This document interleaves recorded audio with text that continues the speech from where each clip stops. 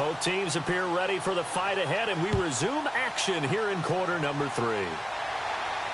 And no return on this one as the fair catch is signaled for and taken. Out come the Vikings. They'll have it first on offense as we begin the third. They have the lead. Now they'll be looking to extend that lead. And this is where I enjoy talking about one of my favorite subjects, tendency breakers, or counters as I also like to call them. You've done things in a certain way in the first half, and they've had the ability to see what you've done. They're going to make their adjustments. So guess what? You adjust yourself and try and stay ahead of the pace because you are looking for some separation in this ball game. The adjustment to the adjustment. Without a doubt. Show them one thing, hit them with something else.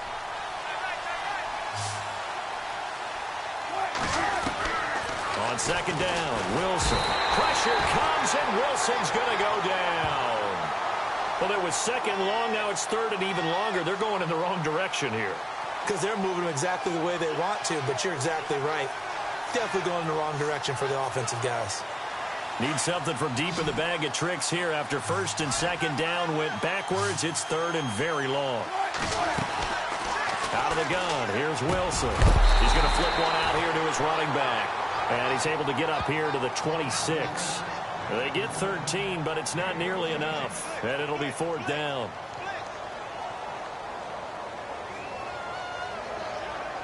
The Vikings send out their punter. And surprisingly, this is the first punt of the game for either team. They do go for it. It's Brady. Oh, he's got a man wide open, complete. Give him 16 on the pickup. And that leads to a Minnesota first down. Okay, that was a fake punt, and it was successful. Throwing the football. I know you threw the football in your past off of a fake. Yeah, but unsuccessful back in my high school days. Old Tim Jones dropped it, hit him right in the numbers. But I'll tell you what, these guys, they love this opportunity, don't they? A chance to get involved. They certainly do, and many of them were quarterbacks or big-time players when they were in high school and college. So to get back doing what they did before, always fun. And the hit jarred it loose. It's incomplete. That would have been a great catch, but it was real difficult to hold on to it because it was contested all the way. Would have been a great play if he'd been able to haul that one in. They go play action now. Wilson. And this is going to be incomplete. When I watched that play, I thought about what my coaches had told me in the past. The biggest teaching point, get your head around. Locate the football so you can make a play on it while it's in the air. That's exactly what he did there. That was nice. On is the punt team now as this one's sent away. And a great job here. This is going to turn out to be a beauty. This is marked down at about the 3-yard line. Now we take a glance at the offense as they work their way back out for their first possession of the second half. They were able to get the stop defensively. Now a chance really to set the tone here in quarter 3. They can really take charge, can't they? And this is probably how it was drawn up at the half. I think we can go inside the locker room, all right? And I think we would see up on the grease boards, stop them defensively, get the ball back for the offense, and let's go downfield and score. Seems simple, right? The last part, we have to find out that's going to happen. But the first part worked to perfection. Did exactly what they wanted, and now their offense has to pay it off. See if they can get the latter 50%. And he's going to be taken down here at about the 10. 3 yards is half of what they needed. Now can they get the other 3 here on third down? This offense so far on third down, just 1 for 3 thus far. This time it's 3rd and 3. They'll run it now out of the gun. And he'll take this one only up to about his 13-yard line. Give him 3 yards there as that'll take us to 4th down. So where'd all that running room that he had in the first half go? Because it looks like it's drying up a little bit here. Someone made some adjustments, it appears, at least on this drive. They'll run it with Coleman. And he will have the first down here as he's up to the 15. They'll give him a yard on the play, and they're able to convert here on 4th and inches. Fresh set of downs here.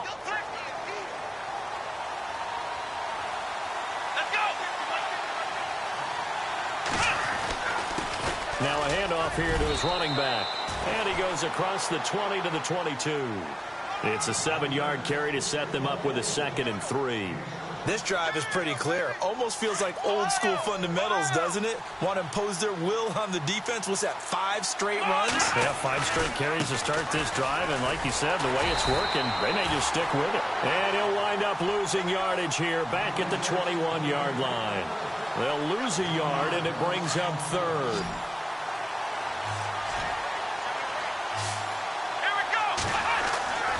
Back to throw. Moon. And he will have a man, Demaryius Thomas. Demaryius Thomas. And he is down deep into Minnesota territory.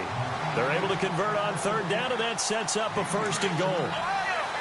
He's come a long way since his time at Georgia Tech. What did he run at Tech? He ran hitches and go routes, essentially. Yeah. I mean, but he ran them really well. He averaged well over 20 yards a catch while he was there.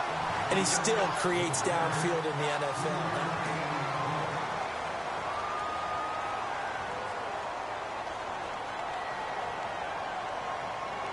And the 8th play on this drive coming up.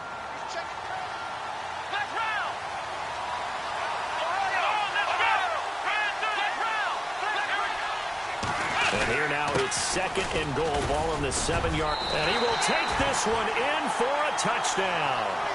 Tevin Coleman taking it in from 7 yards away. And his guys have taken the lead here in the 4th. He's got it, and this is indeed up to a 3-point lead.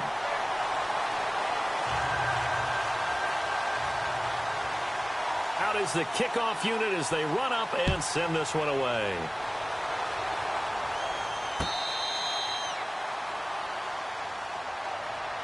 And now out comes Minnesota. And, you know, their previous possession, they were able to move the football, but still wound up punting in the end. You know, in 2016, Carolina had a 20-play drive that lasted over 10 minutes.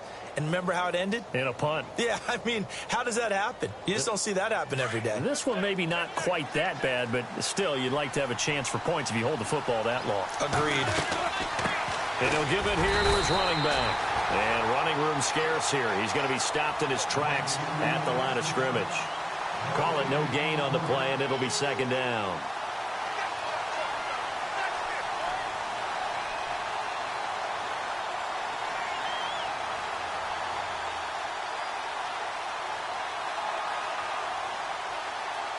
Offense looking to avoid a 3rd and long. It's 2nd and 10. Play action. It's Wilson. They'll roll him out right. And he's going to have to eat this one as down he goes. And Too Tall Jones in there to sack him for a loss of 6. Partner, I know the ball security is preached like crazy, but every now and then you've got to know when to get rid of the football and save a little bit of yardage if you're a quarterback. Because now if you're the offensive coordinator, what does it do if it was 3rd and 10 versus 3rd and much longer as it is now? Yeah, it changes everything in terms of play calling and the pressure. Under pressure again, and down he goes again. Well, that play was the very definition of fast, quick, and in a hurry. Suddenly, he was there. In a blink of an eye, that happened fast and a big sack. The Vikings send out their punter. On presumably to punt, though he did complete a pass earlier. He gets this one away, and boy, it's another boomer. And the Vikings pick up the football. And now hang on here. The door, can you hear it? It's a little open. Is that the squeaky hinges that I'm hearing right now? Yeah, the door. Is that too high pitch? No, not at all. The door is open a little bit. It's almost like when you told those horror stories on the camping trip, right? And now, look out. Yeah. We've got a little bit different look on the game at this point. Big momentum swing here in the 4th on the punt fumble. Throwing for his running back, and he's got him complete. And he's going to be out of bounds down around the 35-yard line. A gain of 4 on the play, and it'll bring up a 2nd down.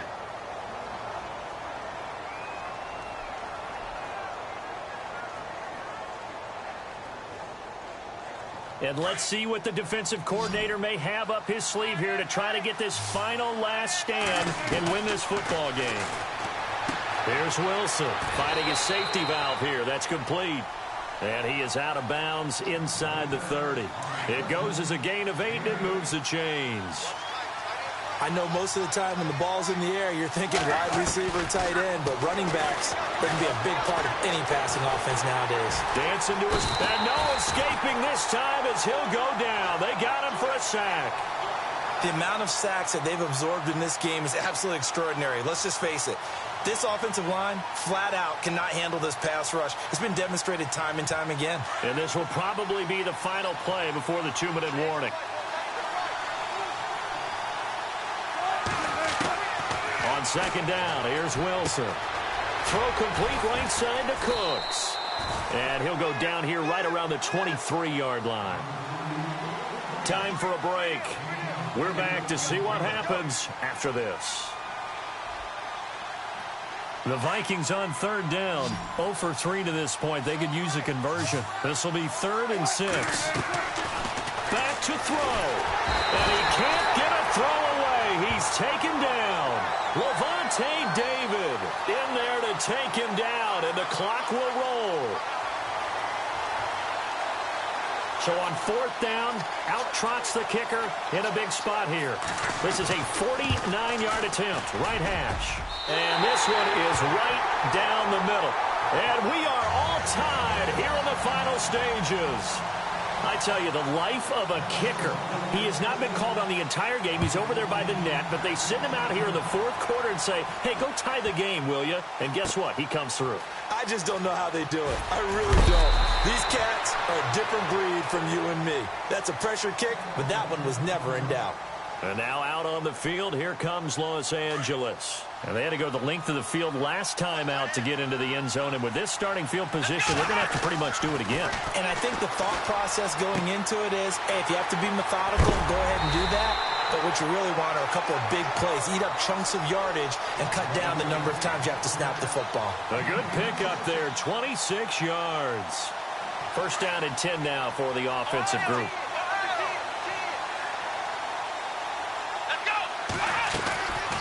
They'll run it now out of the gun. And he takes it past the 45 and down at the 46. They give him 4 yards there. It'll be 2nd and 6. I know a lot of people won't like the draw called in that situation, but every now and then that pops big. In this case, it didn't happen. Looking to throw on 2nd down. Moon. And incomplete there. A nice hit. Jars the ball free and brings up 3rd down. Now we're in the situation where the quarterback's got to take full charge of his huddle. Got to totally command and make sure all eyes are on him. All focus is locked in. Going to call multiple plays and go over different situations and scenarios to make sure everyone is on the same page. On 3rd down, Moon. And he can't get a throw off. He's taken down. What a huge play at this point in the game. And now the Vikings are going to stop it here on defense with a timeout. It's just their first. They've got 2 more to use here in the final stages. Tie game, 4th quarter, and they're going for this thing on 4th down.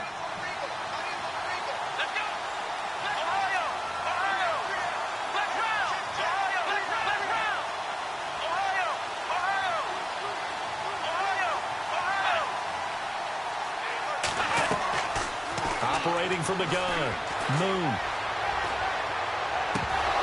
And no, it's incomplete. The 4th down pass play doesn't work out. And the Vikings, they have the football now in excellent field position. And out now come the Vikings. They're on the outskirts of field goal range here in a tie game with a little time. So how do you handle this? What do you do here, Charles?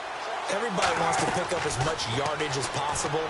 But the weird part is for field goal kickers, being in really close sometimes puts more pressure on them because it's much more of a position kick as opposed to just going ahead and letting it out and letting it thump. A lot of guys like a little bit of distance because you know they can handle it, and it's a more natural swing of the leg. So maybe getting inside the 20, not that big of a deal. Not that huge of a deal. Sometimes that messes you up with the angles depending on which hash mark you're kicking from. And they will take a knee and set up what would be a potential game-winning field goal try. So now one of the biggest kicks of the night is forthcoming. Now here's a timeout coming on the defensive side of the ball. It's just their first. They've got 2 more to use here in the final stages.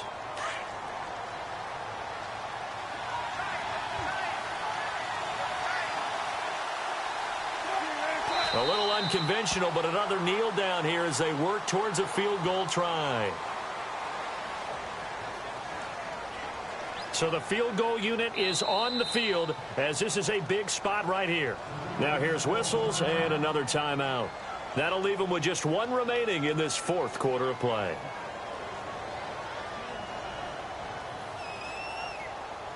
The last 2 plays each lose a yard. They'll try to move forward here on 3rd and 12. And here's another kneel down as he'll try to set up the game winner. So here we go. Maybe the biggest kick of the game forthcoming. And a timeout coming in. This will be their final one with 10 seconds remaining.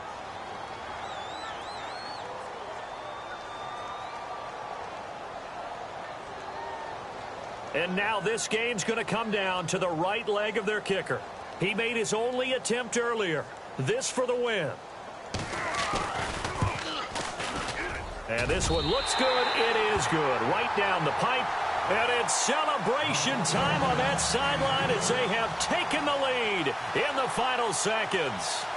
And you know, in an era of cost-cutting and maximizing your roster, this is a club that does not skimp on special teams, and in these situations, it pays dividends. And that's great vision by the organization.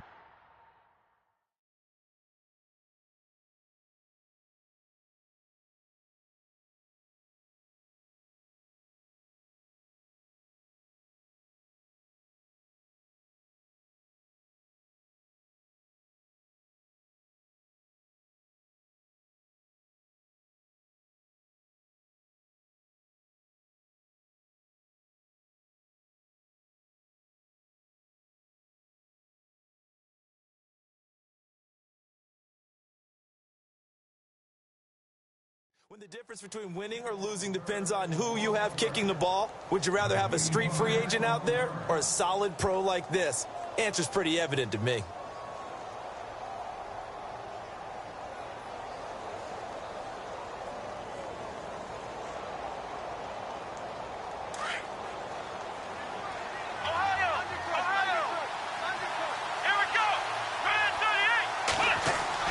One final shot. They'll look to throw.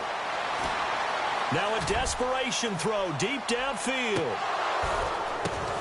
And, oh, a crusher there as it's intercepted.